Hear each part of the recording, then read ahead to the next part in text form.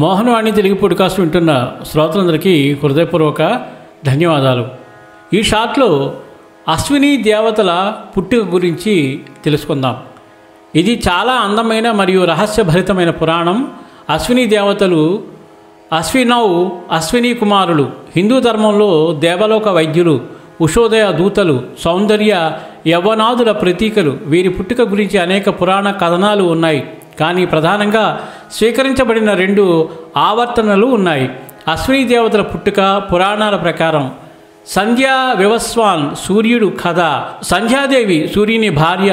సూర్యుని తీవ్రమైన తాపం తట్టుకోలేకపోయింది. ఆమె తన ఛాయను శరీర ప్రతిబింబం సృష్టించి ఆమెను సూర్యుని వద్ద ఉంచి తానే అరణ్యానికి తపస్సు చేయడానికి వెళ్ళింది.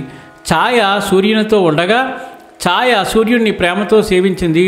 సూర్యుడు ఆమెను సంధ్యనే అనుకున్నాడు. ఆ సమయం ఇద్దరికీ అశ్విని సోదరులు పుట్టారు. అందువల్ల వీరిని అశ్వినౌ దేవ వైద్యులు, దేవలోకపు మొదటి జంట వైద్య దేవతలు అని పిలుస్తారు.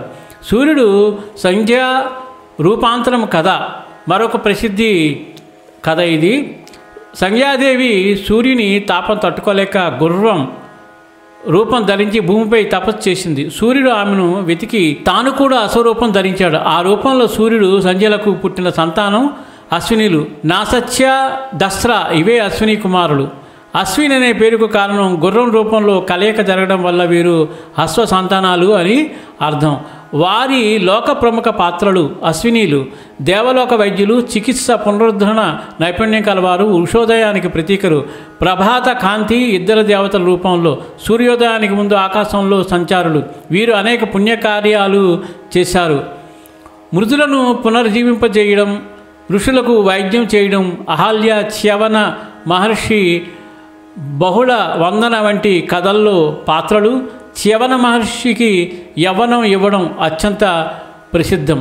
వేదాల్లో అశ్వినీల ప్రాముఖ్యత. ఋగ్వేదంలో మొత్తం 50కి పైగా సూక్తులు వీరికి అంకితం. వీరిని నసత్య, సత్యరక్షకుడు, దస్త్ర, అద్భుతకారుడు అంటారు. ఉదయం యజ్ఞారంభంలో వీరిని ఆహ్వానిస్తారు. ఇది అశ్విని దేవతల యొక్క జననం. ఈ విషయాన్ని వీలైనంత మందికి షేర్ చేస్తారు కదా. ప్లీజ్ షేర్ చేయండి. అలాగే మీ విలువైన లైక్, కామెంటు మరియు సబ్స్క్రైబ్ కూడా చేసుకోండి. సర్వేజన సుఖినో భవంతు, లోకా సమస్త సుఖినో భవంతు. ధన్యవాదాలు. స్వస్తి.